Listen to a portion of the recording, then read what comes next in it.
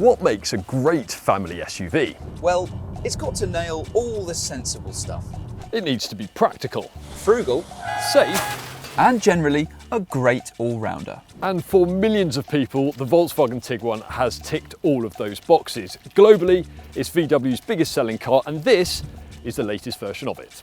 To find out if it's any good, we're putting it up against the Volvo XC40. This might not be new, but we know it's a fantastic SUV and a key rival to the Tiguan. So, if the Tiguan can beat the XC40, it will be one of the best family SUVs you can buy.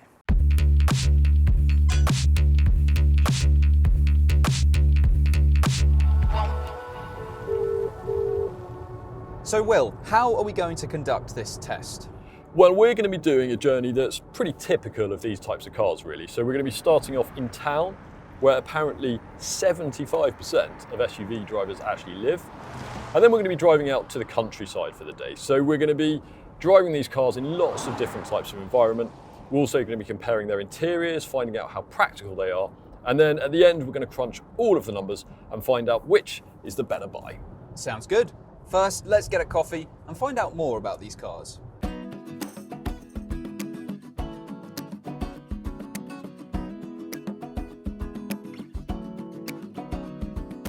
So Will, what do we need to know about this Tiguan? Well, this is the new third generation Tiguan.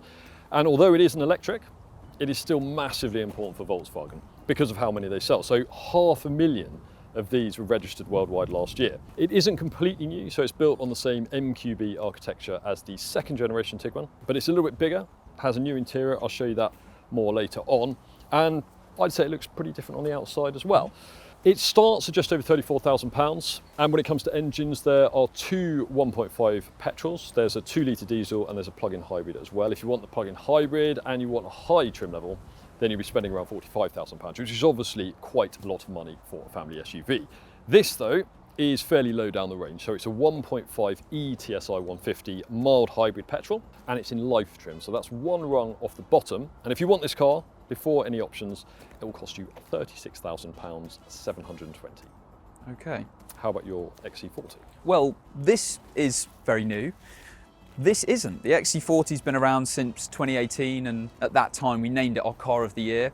So it was fantastic then, and it is still fantastic now, even though the car really isn't fundamentally very different from when it first went on sale.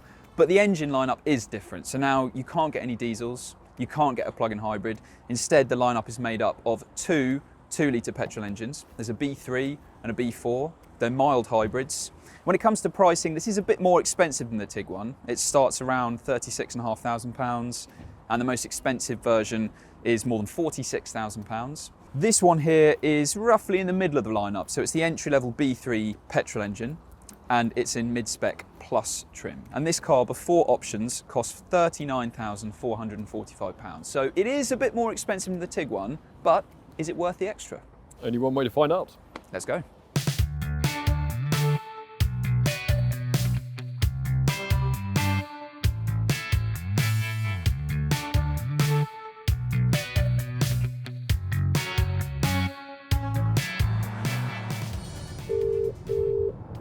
Hello, Doug. So we've done a few miles now. How are you getting on in your XC40?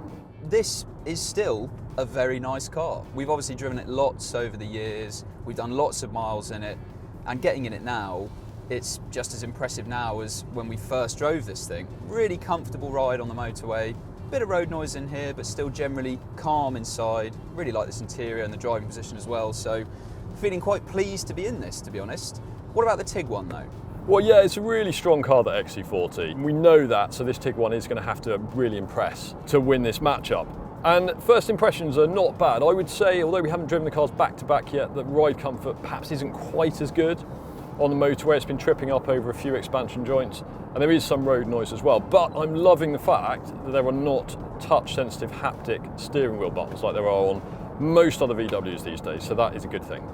Okay, well, I'm looking forward to seeing those physical buttons once we parked up and we have a chance to closer examine these interiors. Well, it's not just the buttons, actually. There is something else in here that will absolutely blow your mind. I can't wait to show you. Let's go to the countryside.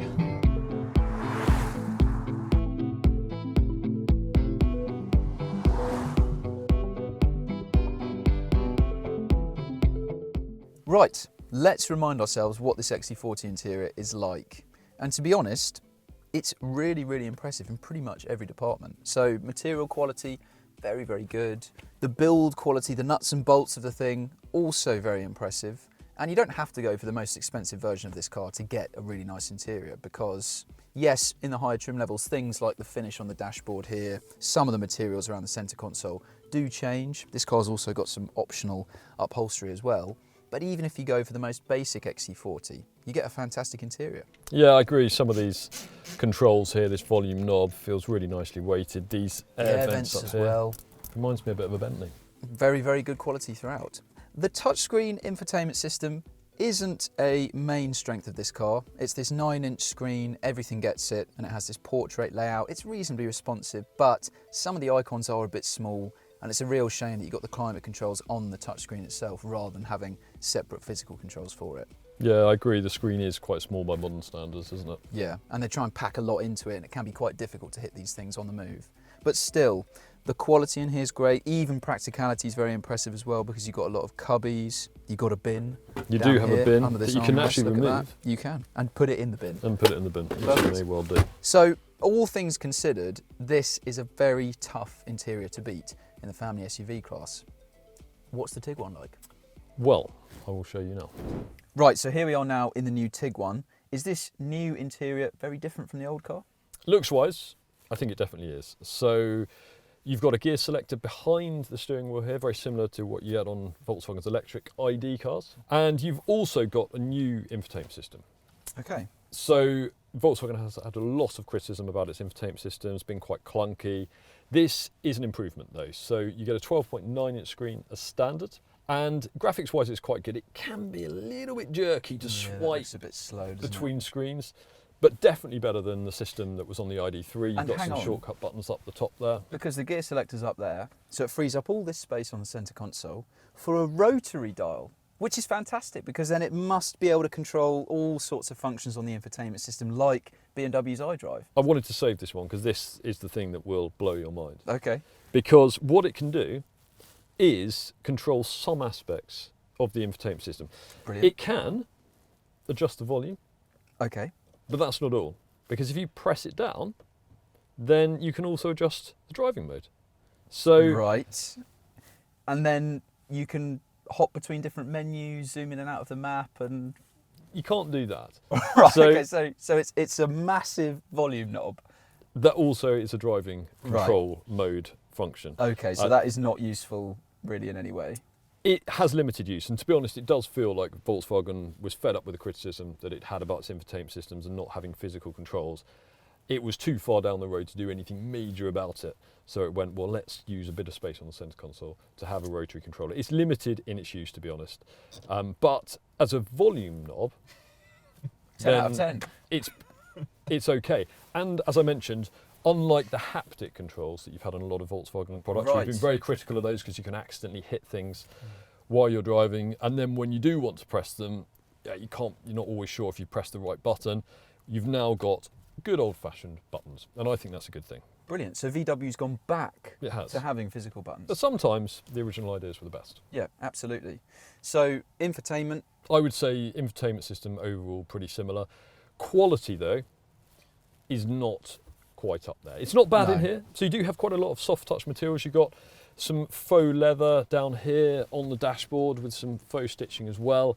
But you do have some harder plastics up here, and you've got this kind of slab of textured plastic on the face of the dashboard as well. It just doesn't quite look or feel as plush and refined as the XC40, I think. No, and I think Volkswagens in the past, if you go back a decade or so, you would have had a nicer interior than you'd have in a Kia or a Toyota, for example.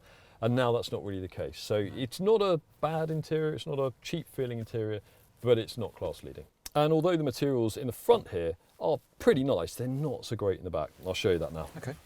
So as I was saying, quality in the back here, not quite as good as the front. So you've got this quite hard plastic on the tops of the doors here. In the XC40, that's all soft. Much nicer. So very similar front and back. Here, it is a downgrade for your rear passengers. But really that's the only complaint, because there is loads of legroom, good foot space under the seat in front, even when you have that seat as low as it will go, as I've set it to at the moment. Lots of headroom. Yes, there's a tunnel in the middle but that's only a problem if you're carrying 3 people in the back. And you do have sliding and reclining rear seats. One of the few family SUVs that have that feature as standard. So of course I can slide the seats forward, backwards, and enjoy a slightly more reclined and comfortable seating position. On top of that, you have nice, big, tall side windows here, so it doesn't feel claustrophobic at all. I've got a good view out there. And you've got an animal on that window as well. I do. That is an iguana, and on the other side, in the same position, you have a tiger. So that references the car's name. Tiger, iguana, Tiguan.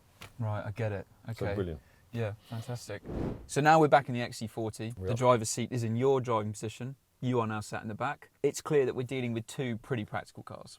Yeah, these are definitely 2 of the most practical family SUVs you can buy. And in terms of leg and headroom, I wouldn't say there's a huge difference really. So knee room, very similar, and I'm nowhere near the ceiling even if I sit upright.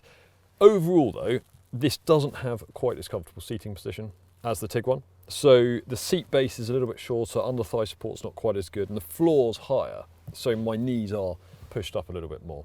The biggest difference though is that you don't get sliding and reclining seats on the XC40, and you can't have that as an option. There is still quite a big hump on the floor here, but really other than the sliding reclining seats, there's not a huge difference, probably not going to influence your buying decision too much. Sure. Well, let's see if there's a bigger difference in the boots. So the XC40 has got a 452 litre boot, which is enough to just about fit 7 of these suitcases into the back, which is pretty good. You also get a electric tailgate as standard across the whole lineup, and it generally is very practical for a family SUV boot. But how does it compare to the Tiguan? Well, it's not a good start because you don't get a powered tailgate as standard on life trim unless you pay extra. So that means I've got to pull up the boot. Well, but you're strong enough to do that. Just about. But that's about the only complaint. So the official boot capacity is a little bit misleading. It's way, way bigger than the XC40, but that's because Volkswagen measures it with the rear seats slid all the way forward and in the most upright position. That's cheating, isn't it? You're not going to have. Yes, certainly by our standards, we have the seats sit as far back as they'll go. But still, the amount of space in here is brilliant. You also get a height adjustable boot floor and these levers on the walls of the boot here. So if you pull those, then you can fold down the rear seat backs. And they also split fold 40-20-40. They do. The that can be very useful. It means you can sit a passenger on either side. In the XC40, it's 60-40 only. But you can, on plus trim and above, get quite a handy boot floor in the XC40, which isn't really height adjustable, but it does mean you can split it in half to stop things from rolling around. Yeah, that's really useful. But shall we find out how many cases you can fit in the Tiguan? Let's do that. So we only actually have 7 cases with us. That maxed out the XC40's boot, but as you can see in here, there is still plenty of space left over. Yeah, you could fit maybe 2 extra suitcases in there, which would be 9 in total. Quite possibly. So even with the rear seat slid all the way back, it's quite clear this has the bigger boot. It does. Should we go and drive these things? Let's do it. Let's go. So we're on the road in the XC40, and this is just great, isn't it? It's really comfortable, even on terrible roads like this, with lots of imperfections. It's coping with all of it very well. It's very comfortable on the motorway and around town. Pretty quiet in here as well. And the kinds of things that you'd want from a family SUV, it just absolutely nails. Yeah, ride comfort has always been a strength of the XC40, and it still is one of the most comfortable cars in this class, I would say. I mean, look, it's not exciting or thrilling, but it's competent and everything's well controlled, and it, you know, in terms of handling, it does exactly what you'd need from this kind of car. And the engine is actually pretty good, to be honest. It's the B3, so the cheapest choice in the lineup. It's a 2-litre petrol with 161 brake horsepower. It'll do 0 to 60 in 8.3 seconds. Oh my God. That's rapid, isn't it? I know. Shall I give you a sample of that? Are you ready? Whoa! Okay. But it picks up reasonably well, and you never are wishing for more pace. It's fine on the motorway. It comes with a 7-speed automatic gearbox. Every version of the XC40 does. It shifts really smoothly, and it's pretty quick. It's not like some of these new gearboxes around where it's irritatingly hesitant or there's loads of lags. It's not like that at all. So it's very smooth, it's powerful. You can have a more powerful engine if you want, but it's not really worth it for the boost in power, to be honest, because this one suits the car just fine. Pretty high benchmark for the Tiguan. I'd say it's going to be tough for the Tiguan to be better than this. Should we find out if it is? Let's do that. Okay, so we are in the Tiguan now, and we are driving down exactly the same road that we were a few moments ago in the XC40. And ride comfort, not quite as good. It's just not quite as sophisticated, not quite as plush, but the margins aren't huge, and I would still say this is one of the more comfortable family SUVs that you can buy. Sure, and we're on a terrible road. We are. It's not Lots great. of imperfections on it, so the differences are more exaggerated here, which is kind of helpful, but the XC40 is overall more comfortable. It is. A bigger difference, I would say, is the engine. Performance-wise, not a huge difference. The XC40 is slightly faster, slightly more powerful, but this is noticeably coarser. So when you work it hard, you can just hear it's noisier, isn't quite as smooth as the engine in the XC40. And also the brakes in this car, because it's a mild hybrid, you do get some regeneration when you slow down, and that just makes it a little bit hard to judge when you're slowing down how much pressure to apply. That's particularly true when you're slowing down at junctions, for example, when your last few miles an hour you're trying to scrub off. Yeah, I wouldn't say the XC40 suffers from the same issue as that. No, the brakes are definitely better in that car. One thing this is slightly better at though, although the differences aren't huge, is handling. So as we said in the XC40, it's not a particularly sporty car. This isn't either, but when you're driving quickly along these roads, as we have been earlier, you do get a slightly better sensor connection to the front wheels from the steering, and body lean is a little bit better controlled as well. But overall, given the priorities of a family SUV, they're more likely to be comfort and refinement than handling. Do you think the XC40 has the edge? Well, it very much feels like it, but of course the numbers are very, very important in a test like this. So I think we're going to have to go back to the office, crunch those numbers, and then we'll be able to decide which is best. Let's do that.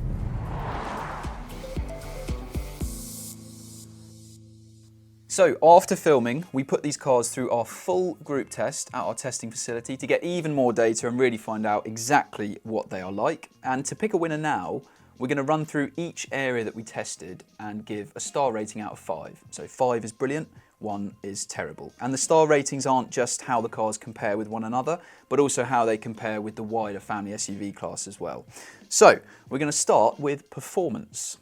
We are. So the XC40 is definitely the quicker car. Only a few tenths in it when you're looking at 0 to 60 and 30 to 70 times, but it certainly feels a lot stronger at low revs, so it deserves an extra star. 4 stars for the XC40 and 3 for the Tiguan. Okay, and ride comfort?